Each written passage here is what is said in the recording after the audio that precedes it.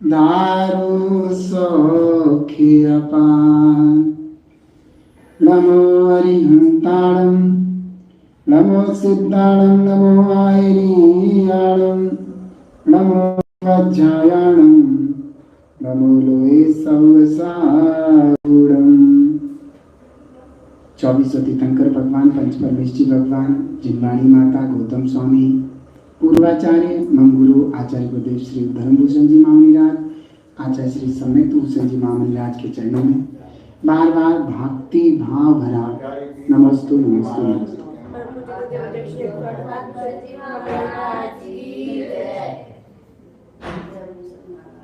देखो, अभी पिछले दिन हम सामायिक पाठ पढ़ रहे थे और सामायिक पाठ के माध्यम से हमने बहुत ही अच्छी अच्छी चीज़ों को जाना था, उनकी जानकारी ली थी और समझा था कि हमारे लिए क्या योग्य है, क्या अयोग्य है। एक बार उसी सामायिक पाठ को मैं और अच्छे से जैसे पहले हमने समझा था उसी के आधार पर और जितना अच्छा हो सकता है वैसे करने की कोशिश करते हैं।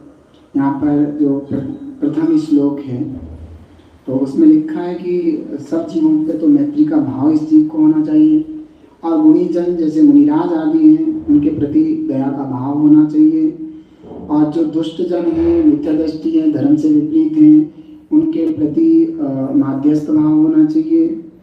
और मेरी आत्मा में ये भगवान सदा काल ऐसी प्रवृत्ति बनी रहे, ऐसे भाव और परिणाम निरंतर दे रहे। तो मित्रता का भाव और प्रमोद का भाव, माध्यस्थ भाव और दया का भाव, ये चार प्रकार के जो भाव हैं इनको समझने की कोशिश करें। मित्रता का भाव सबको समेट लेता है और उन मित्रों में भी जो प्रमोद का भाव है वो उन मित्रों में जो गुणीजन मित्र हैं जैसे मुनिराज, उनके लिए प्रदर्शित होता है। और करुणा का भाव उनके लिए है जो जीव दुखी हैं, बेचारे तड़प रहे हैं, परेशान हैं, उनके प्रति हमारे करुणा का भाव होना चाहिए।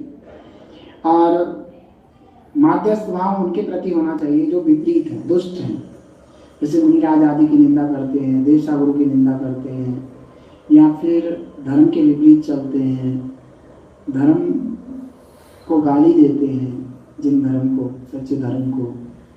तो ऐसे लोग जो हैं माध्यस्थ भाव, उनके प्रति ना राग करो ना द्वेष करो, क्योंकि अगर उनके प्रति राग करेंगे तो अच्छी बात नहीं है। ऐसा नुकसान करने वाले व्यक्ति के प्रति हमारे राग का परिणाम नहीं हो सकता।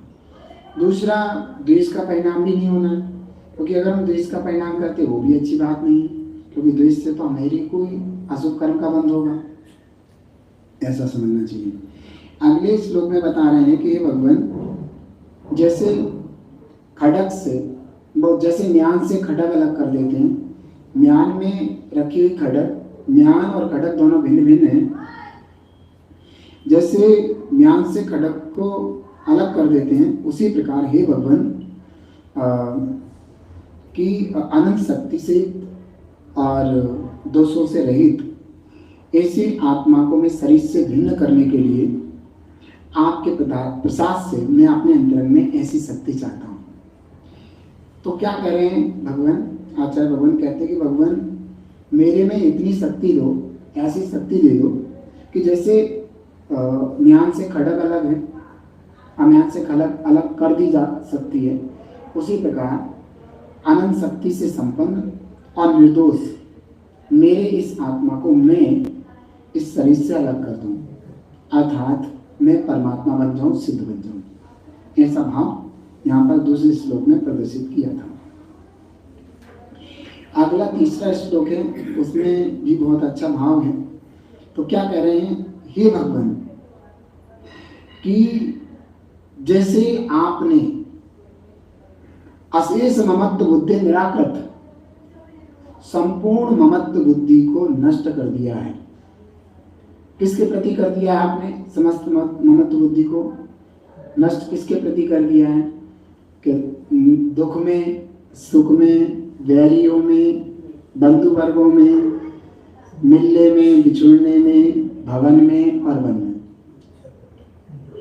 तो ये यहाँ पर लेना चाहिए, जो वैरागी मुनिराज होते हैं, उन वैरागी मुनिराजों को सुख की स्थिति आए तो वे मतलब दुखी नहीं होते, ममता नहीं करते, हाय मैं दुखी हूँ, मैं दुखी हूँ, मैं दुखी। सुख की स्थिति आए तो उसमें ममता नहीं कर, मैं सुखी हूँ, मैं तो बहुत सुखी हूँ।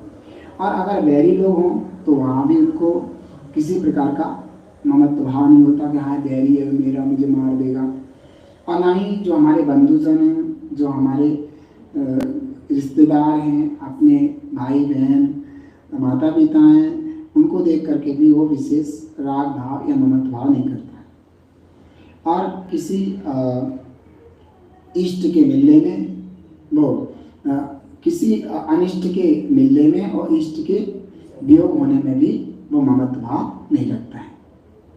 और किसी चाहे वो वन में हो या भवन में हो, कैसी भी स्थिति में हो, ऐसे में ममत्व भाव नहीं रखते। कौन? वे मुनिराज।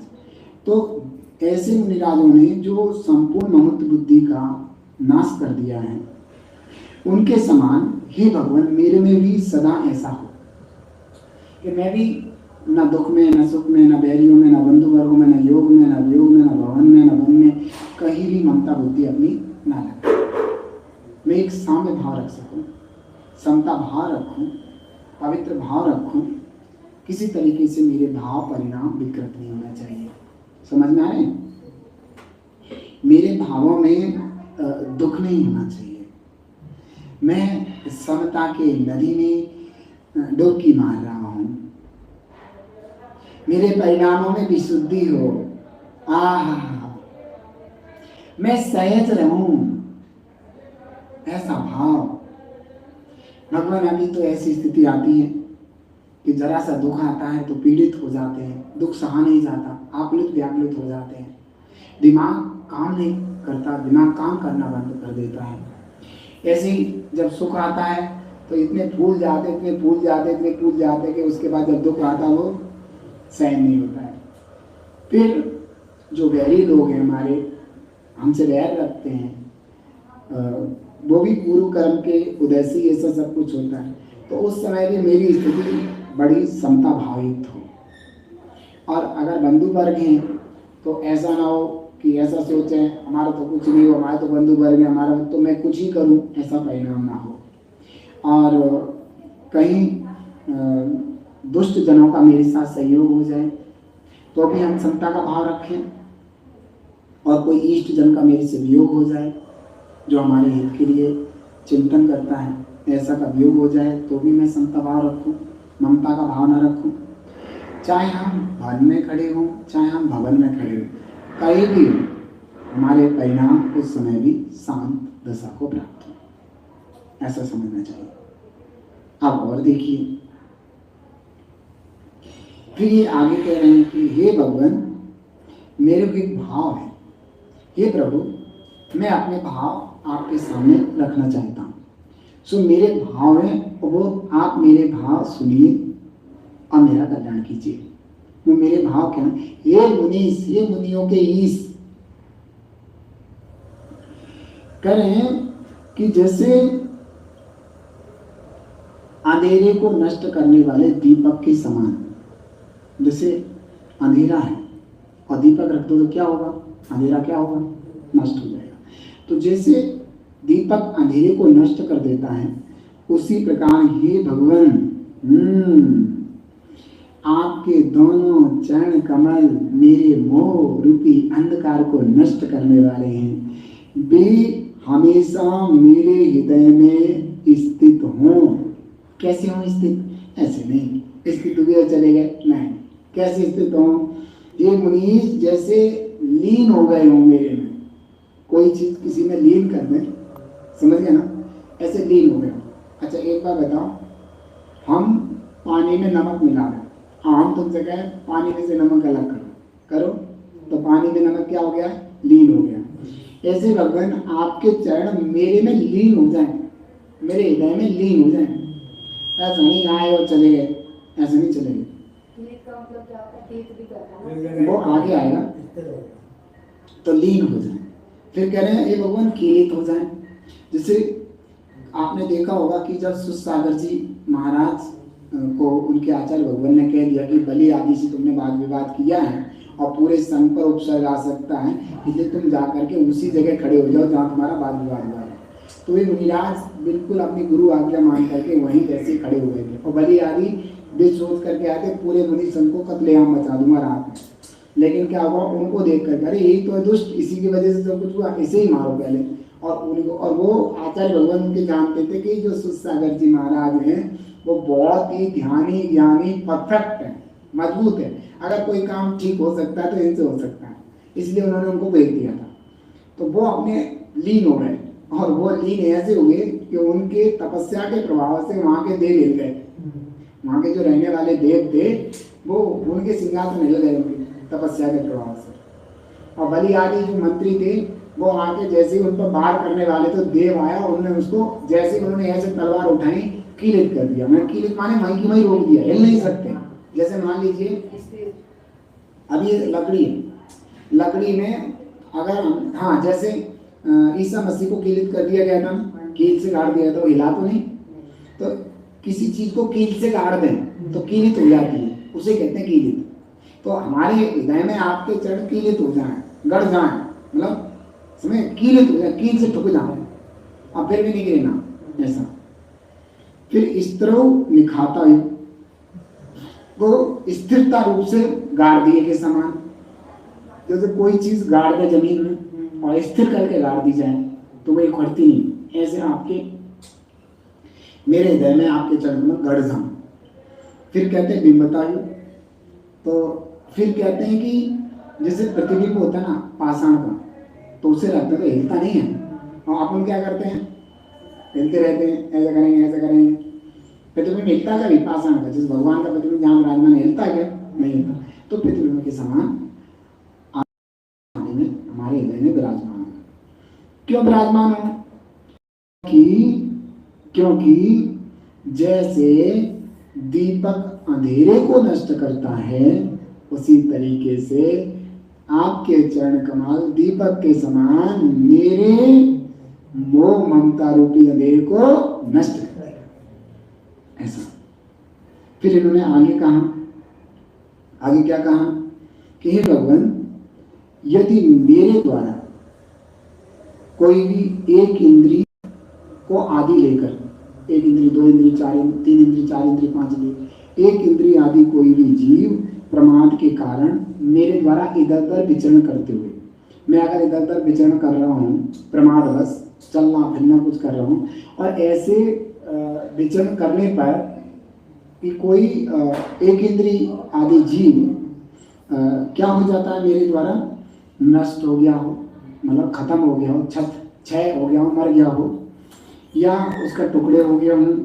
या वो मसल दिया गया हो, या किसी भी तरीके से वो पीड़ित किया गया हो, समझना है ना, तो पीड़ित किया गया हो तो किसी भी तरीके से, तो कह रहे हैं है ना, तो वह मेरा जो बुरा कार्य है जो मेरे से हो गया है, वो बुरा कार्य मेरा कैसा हो जाए, मिथ्या हो जाए, झूठा हो जाए, ना होने के बराबर हो जाए, ऐसा समझना चाहिए।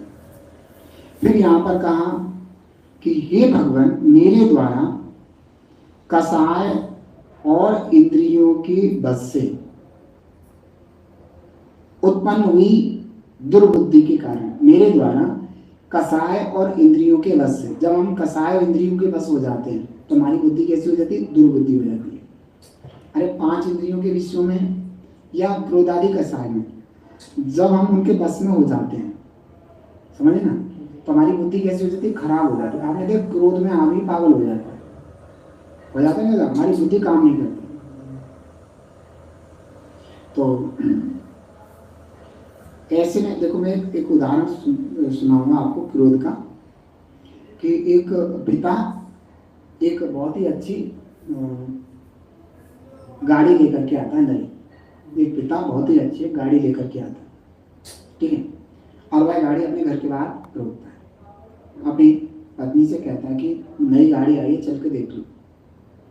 तो उसकी बेटी जैसे ही सुनती है तो वो छोटी सी बेटी थी 3-4 साल की, वो भाग के आती है और भाग के, और वो जब उस बेटी के पिता और माँ आते हैं तब तक वो कुछ ऐसे ऐसे करके गेट पे कर रही होती है, जो मेन ड्राइवर के साइड का गेट होता है उस पर कुछ ऐसे कर रही थी। तो पिता ने देखा गेट पे स्केच कर दिया इसने, नई गाड़ी थी तो उसने बेटी को पकड़ा यूं फेंक दिया और वहाँ फावड़ा पड़ा था, बेटी उस पर गिर गई और जैसे गिरी तो जो है देखा तो फावड़ा उसके घुस गया पेट में और वो दोनों वहां से लेके भागे उस हॉस्पिटल और उसने दम तोड़ दी, मर गई। तो अब क्या होता है, क्रोध के बस आवेश में ऐसा हुआ, क्रोध के आवेश में सब कुछ हुआ। अब वो क्या होता है कि बाद में जब आकर के देखा जाता है, जब वो हो गया, सब कुछ हो गया, शांत हो गए, तो पिता पहले तो गाड़ी नहीं देख रहा था, उन्होंने कहा चलो देखा तो उसकी नजर पड़ी वो स्क्रेच पर, तो उस पर लिखा था मेरे पापा सबसे अच्छे। क्या लिखा था? मेरे पापा सबसे अच्छे। तो इतना रोया, जब तो नहीं रोया था, अब इतना रोया, काश ये मैं पहले देख लेता, काश इसे देख करके मेरे को स्केच का दुख ना होता, काश मेरा बच्चा आज मेरे पास होता। तो हम क्रोध के आवेश में अंधे हो जाते हैं। क्रोध के आवेश में हमारा जो अपना है, हम ये नहीं सोचते कि हमारा अपना हमारे लिए कितना बहुमूल्य है, हमारा अपना हमारे लिए सब कुछ है। क्रोध के आवेश में आकर के हम इतने अंधे हो जाते कि इतना सोच ही नहीं पाते।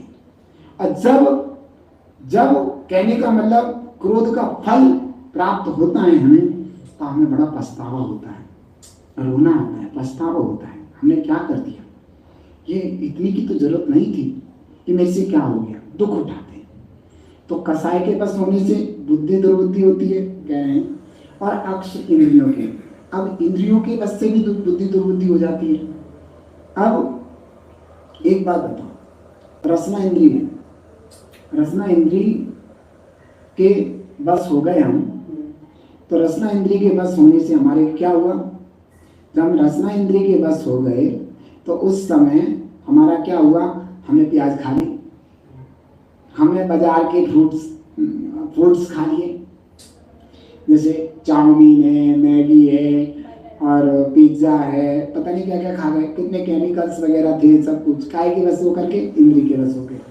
उससे जो हमें दोष लगा, समझ रहे हैं, पाप बंधन हुआ, हिंसात्मक थे वे सब चीजें, और फिर उसके बाद हमारी बॉडी के जो केमिकल बॉडी में गए उससे हमें जो नुकसान हुए, चॉकलेट्स वगैरह आदि ये सब कुछ खाने से, वो अलग हुआ।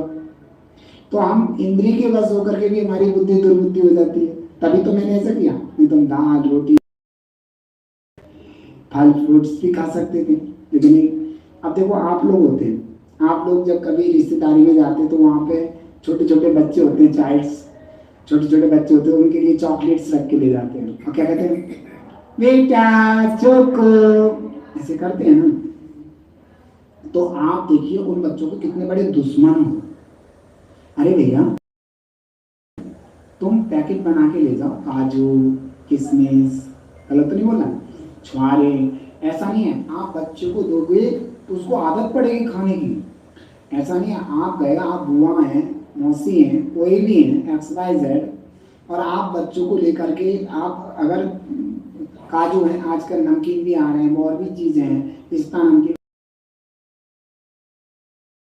सामने बहुत सारे हो, तब इतना नहीं बनता, थोड़ा थोड़ा देंगे ना पैकेट में, एक काजू एक वो ऐसे करके, तो बच्चा खाएगा और बच्चे की मानसिकता भी बढ़ेगी, मानसिक बल बढ़ेगा, क्यों भाई, स्वास्थ्य भी सही रहेंगे। आपको पता है चॉकलेट क्या होती है, कितनी बुरी है, आंतों को, बच्चों को आंतों में इन्फेक्शन करती है, होता है, ऐसी चीजें होती है जो जिससे हमारे फेफड़ों में भी नुकसान होता है, हमारे बच्चों के दांत खराब होते हैं, समझ में आया। लेकिन हम ऐसा नहीं करते हैं, हम वही करते हैं जो ट्रेड चल रहा है आजकल। ट्रेड क्या है, कौन सी चॉकलेट का ट्रेड चल रहा है, तो पैकिंग कराएंगे, ले जाएंगे, चॉकलेट्स देंगे, बांटेंगे और भी कुछ करेंगे। तो ना देखें, अगर हम भी देखने लगे ट्रेड को तो हम दिगंबर मुनि रहेंगे हैं? हम भी कुछ लगा लेंगे, कैप लगा लेंगे, छतरी लेके चल देंगे क्यों भाई? क्योंकि गलत तो नहीं बोला। फिर हम आपने अरे हमारा जो मेन जो है मुख्य क्या है, मुख्यता क्या है? अगर आप ट्रेड में बहेंगे तो ट्रेड वाले मर रहे हैं तो हम मरेंगे क्यों भाई? तो हमें इन चीजों का विशेष ध्यान देना। तो यहाँ लिखा है कसाय इंद्रियों के बस से जो दुर्बुद्धि हो गई है मेरी, उस दुर्बुद्धि से मैं मोक्ष मार्ग के विपरीत चला, प्रतिकूल चला। अरे तभी तो जो मोक्ष मार्ग के विपरीत ही तो है सब कुछ। तो भगवान जब हमारी कसाय इंद्री मेरे पर हावी हो गए और हम जैसी कसाय का उदय और जैसा इंद्री का टेस्ट था, मतलब इंद्री का जैसा विषय था वैसे हम उसमें लग गए, हमने कुछ हिताहित नहीं सोचा, तो हम क्या हो गए, मोक्ष मार्ग से प्रतिकूल प्रवृत्ति हो गई हमारी। तो कह रहे हैं ऐसा होने पर मेरी जो चारित्र की शुद्धि थी उसका कोई लोप हो गया हो। अरे चारित्र मतलब जीवन, जैसे हम मुनि है, तुम श्रावक हो, आप कोई व्रती है, आप व्रती रसना इंद्रिय के वशीभूत होकर के उन्होंने कहा कहीं गए, उन्होंने कहा भाई ये शुद्ध भोजन खाता, उन्हें ला के थाली दे दी, उन्हें खा ली। उन्हें पता नहीं चला कि शुद्ध भोजन का मतलब क्या है। इन्हें तो शुद्ध भोजन तो आज है, शुद्ध भोजन है शुद्ध ढाबा, तो वो ढाबा ही से ले आए थे। तो वो अब उन्हें क्या पता कि व्रती लोग शुद्ध भोजन कैसे खाते हैं, शुद्ध है पूरा, और पानी भी क्या पूरा शुद्ध है, और वो पानी भी पी गए, सब पी गए। बाद में 2-4-10 दिन बाद ढाबे की तरफ गए, उन्होंने कहा चलो यहाँ पे भोजन कर लेते हैं, बेबी गए उनके साथ। उन्होंने कहा भोजन मैं तो नहीं करूँगा, मैं तो शुद्ध खाता हूँ। अरे यहीं से तो ले गए तो शुद्ध हम यहीं से तो शुद्ध ले गए थे हम, तुम शुद्ध खाते हो तो यहीं से ले गए थे हम शुद्ध, कि तुम उस दिन भोजन यहीं से ले गए थे, यहाँ से? हाँ यहाँ का। हाँ, और पानी यहीं का है। तो उसमें प्रमाद किया, खाओ लपल लपल लपल लपल खा लो, कुछ विवेक नहीं रखो कौन कहाँ चला रहा हो, क्या चला रहा, कुछ क्यों उस समय अगर याद आ जा तो भाई गड़बड़ हो जाए, भूख लग रही है। तो इंद्रिय समझ में ना, इंद्रियों कसाय के वशीभूत होकर के भी दुर्बुद्धि होती है, उससे मोक्ष मार्ग के प्रतिकूल वर्तन होता है, उसमें अपने चारित्र का लोप होता है। चारित्र गिर गया ना, क्योंकि हमने गलत कार्य करके गलत खा लिया, हमारा चारित्र गिर गया। तो कहते हैं भगवान वह दुष्कार्य मेरा मिथ्या झूठे के बराबर हो जाए। तो ऐसी अगले वाला श्लोक है।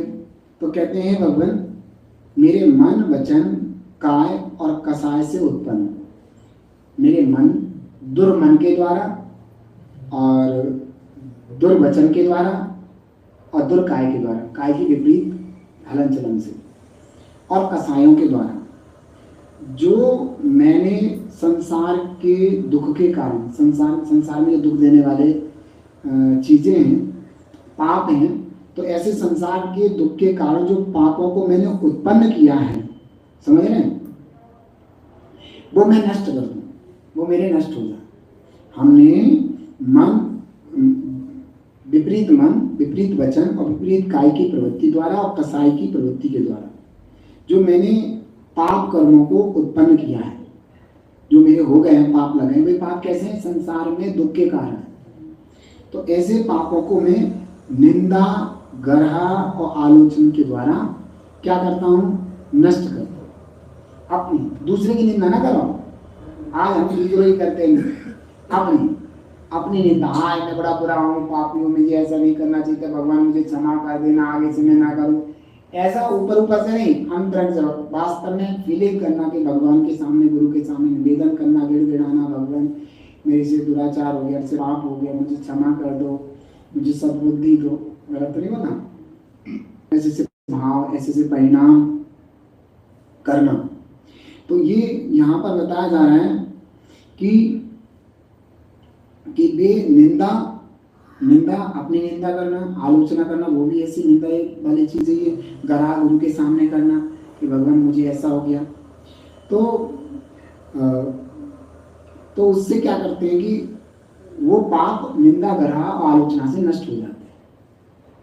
फिर कहते हैं कि वो कैसे नष्ट हो जाते हैं, जैसे मंत्र के द्वारा एक वैद्य विष को नष्ट कर देता है। अब जैसे जैन मंत्र है, नमोकार मंत्र, कल्याण कार्यक्रम में आया कि जैसे सर्प का जहर चढ़ गया, कोई जहर चढ़ गया, तो नमोकार महामंत्र के द्वारा हम उस जहर को नष्ट कर सकते हैं। तो कहते हैं जैसे वैद्य या विष को नष्ट करने वाला जीव मंत्र गुणों के द्वारा, मंत्र के द्वारा विष को नष्ट कर देता है, ऐसे ही में मन वचन काय और कसाय के द्वारा उत्पन्न संसार के दुख के कारण ऐसे पापों को निंदा, आलोचना और ग्रह के द्वारा नष्ट करता। ऐसा भाव, ऐसा परिणाम यहाँ पर लेना चाहिए। इति शुभम।